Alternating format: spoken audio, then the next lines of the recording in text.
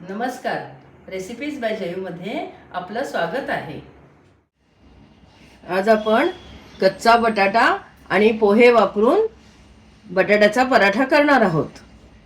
यासाठी मी इथे साधारण पाव किलो पोहे घेतलेत आणि बटाटे घेतलेत अर्धा किलो. आणि बटाट्याबरोबर वाटण्यासाठी 15 लसूण पाकळ्या घेतल्यात. साधारण 15 एक लसणीच्या पाकळ्या आहेत. 7-8 मिरच्या आहेत, आपल्या तिखटपणाच्या अंदाजानुसार घ्याव्यात. आणि 1 ते 1.5 इंच आलं बारीक चिरून घेतले. हे पोहे आपण नेहमी जे कांदा पोहे करतो तेच पोहे आहेत, जाडे पोहे. आणि हे साधारण 3.5 वाट्या होत आहेत. आता हे मी बारीक पीठ करून घेते याचं मिक्सरमधून. हे आपलं पोह्यांचं पीठ करून झाले. हे असं सरसरीतच होतं पीठ, एकदम मैद्यासारखं वगैरे होत नाही. आता त्याच मिक्सरच्या भांड्यात मी बटाटे चिरून, जे आपण कच्चेच बटाटे घेतले, कच्चे बटाटे स्वच्छ धुवून सालं काढून आता हे चिरून मी नुसतेच बटाटे वाटणार आहे, त्यात पाणी घालणार नाही आहे वाटताना. हे बटाटे असे चिरून घेतले. आता यात मी आपण घेतलेलं लसूण घालतीये, आलं घालतीये. तुम्हाला कमी तिखट हवं असेल तर तुम्ही कमी घातलं आलं मिरच्या तरी चालेल. आणि मिरच्या घालते. आता हे आपण एकदम बारीक वाटून घेऊया.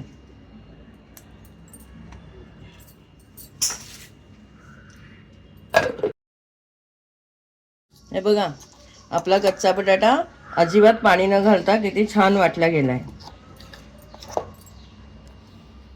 आता आपण पराठ्यासाठी पीठ भिजवूया.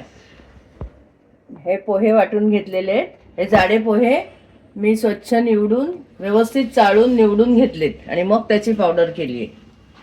आता यात पाव टीस्पून हळद आहे, पाव टीस्पून हिंग, अर्धा टीस्पून जिरं आणि थोडंसं पाव टीस्पून लाल तिखट आहे, कारण आपण मिरच्या पण घातल्या आहेत ना म्हणून.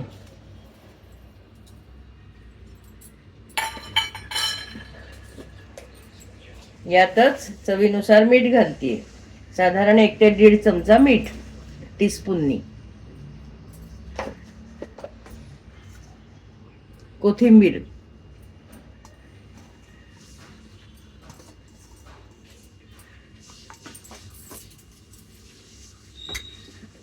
आणि हे बटाटे असे छान वाटले गेलेत, पण तरीही काही बारीक बारीक तुकडे जर राहिले तर तुम्ही ते काढून टाका.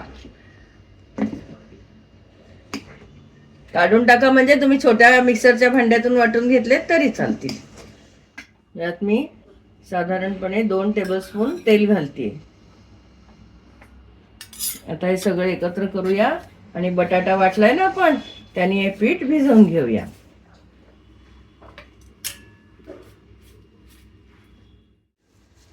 आधी आपल्याला असं वाटतं की पोह्यांची पावडर किती कमी आहे त्या मानाने, पण पोह्यांमध्ये बटाटा घातल्यावर असं वाटतं आधी सैलसर झाले, पण ते सैलसर होत नाही, कारण पोहे फुगतात. म्हणून आपण घेतलेल्या प्रमाणानुसार सगळं बटाट्याचं मिश्रण लागतं त्याला. हे बघ, व्यवस्थित झालंय ना. हो, एकदम मस्त झालं. आपण नेहमी कणकीचे वगैरे पराठे करतो की नाही, तसंच पीठ भिजवायचं आहे आपल्याला. हे बघा, हे एवढं पीठ आपलं फक्त बटाट्याच्या मिश्रणानेच भिजलंय. तर आता यात मी थोडंसं पाणी घातलं, पाव वाटी, जे आपलं बटाट्याचा मिक्सर वगैरे होता की नाही त्या भांड्यात घालून. आणि आता थोडं अर्धी वाटी पाणी घेतलंय. तर आता थोडंसं हे पीठ आपण मऊसर करून घेऊया.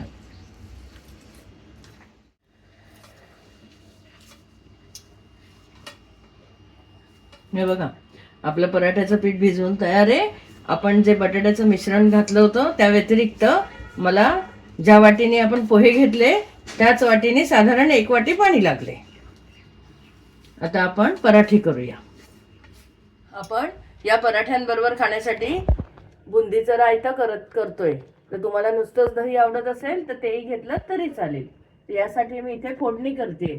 2 चमचे साजूक तूप घेतले, त्यात पाव चमचा मोहरी घालते,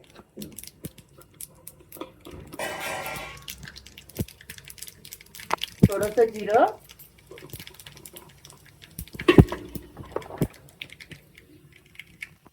अगदी थोडा हिंग आणि 10-12 कढीपत्त्याची पानं.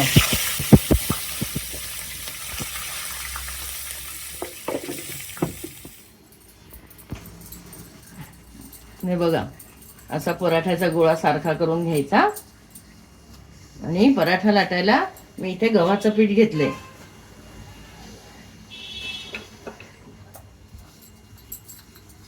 आणि आता हा खूप जाड नाही आणि खूप पातळ नाही असा आपल्याला पराठा लाटायचा आहे.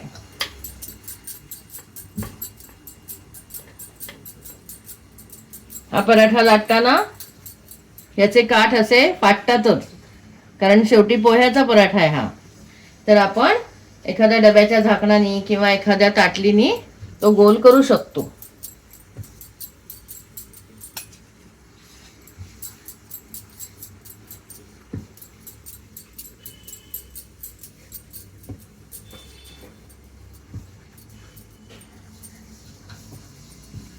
आणि झाल्यावर तुम्ही हवे तर हाताने असे करू शकता काठ, पण त्याच्यापेक्षा एखाद्या झाकणाने वगैरे छान होतं पटकन.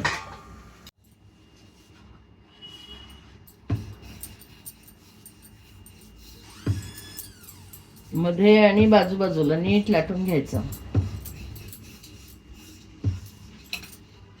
हे बघा, फार जाड नाही आणि फार पातळ नाही असा लाटलाय पराठा.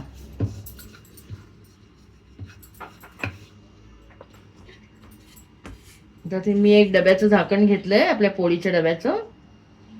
त्याने आता आपण नीट करून घेऊ. आणि हे जे पीठ राहतं ते आपण दुसऱ्या पराठ्यात घ्यायचे.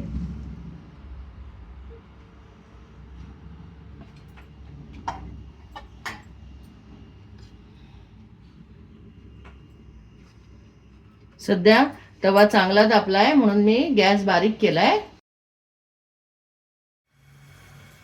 गॅस मोठा केलाय हा पराठा टाकल्यावर. आता आपण हा उलटवूया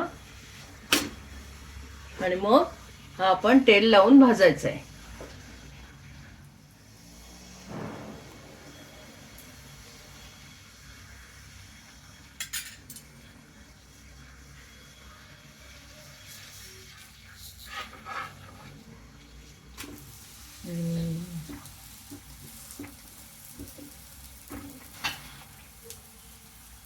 अरे वा, छान फुगतोय एकदम. हो, हे पराठे छान फुगतात, पण नाही फुगले तरी छान लागतात.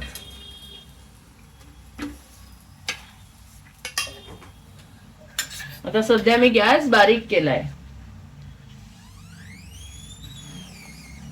असा आचेचा अंदाज आपण आपला घ्यावा.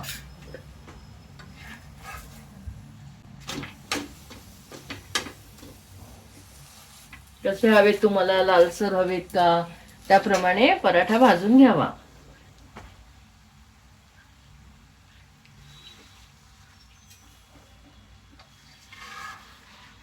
झालाय ना, कसं झालाय रंग?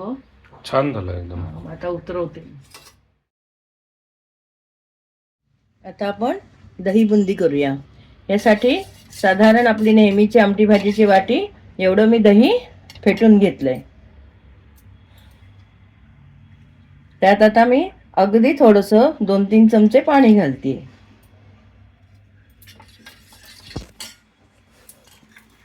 आणि हे काळं मीठ घालूया आपण थोडं चवीनुसार. काळ्या मिठाने दही बुंदीला खूप छान चव येते. थोडंसं लाल तिखट, तुम्हाला लाल रंग नको असेल तर तुम्ही हिरवी मिरची बारीक करून घातलीत तरी चालेल. थोडंसं लाल तिखट, अगदी थोडंसं मीठ आणि थोडीशी साखर, अगदी 1/2 चमचा साखर आहे.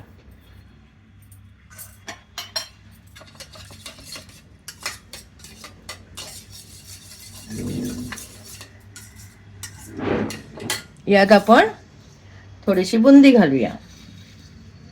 हे बघा, आपल्या अंदाजाने बुंदी घालायची. आपण फोडणी करून घेतली आहे ना, ती फोडणी घालूया.